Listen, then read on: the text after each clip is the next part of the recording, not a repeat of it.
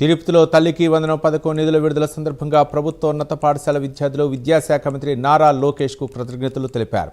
లోకేష్ చిత్రపటానికి రోజా పువ్వులు అందించి తమ ఆనందాన్ని వ్యక్తం చేశారు. కార్యక్రమంలో షాప్ చైర్మన్ రవినాయుడు పాల్గొని విద్యార్థులకు స్వీట్లు పంపిణీ చేశారు.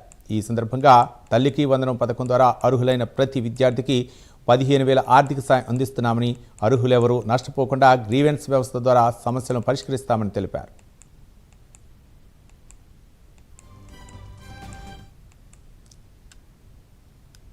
ఆ రోజు జగన్మోహన్ రెడ్డి గారు ఎంతమంది పిల్లలు ఉంటే అంతమంది పిల్లలకు 15,000 ఇస్తానని చెప్పారు.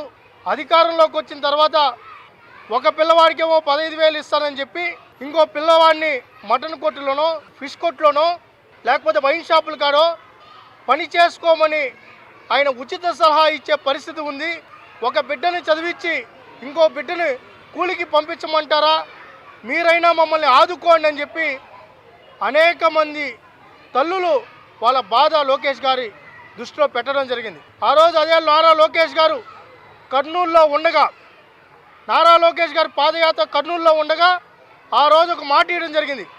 ఎంతమంది బిడ్డలున్నా అర్హులైన ప్రతి తల్లికి అది 5 మంది ఉన్నా, 4 ఉన్నా, 3 ఉన్నా, 2 ఉన్నా, ఎంతమంది ఉంటే అంతమంది పిల్లలకి 15,000 రూపాయలు ఇస్తామని చెప్పి మాట ఇవ్వడం, ఇచ్చిన మాట ప్రకారం ఈరోజు ఆర్థిక ఇబ్బంది ఉన్నా, కష్టం ఉన్నా 2వ సంవత్సరం కూడా ఈరోజు తల్లుల ఖాతాలో నిన్నటి నుంచి నిధులు జమ అవుతున్నాయి.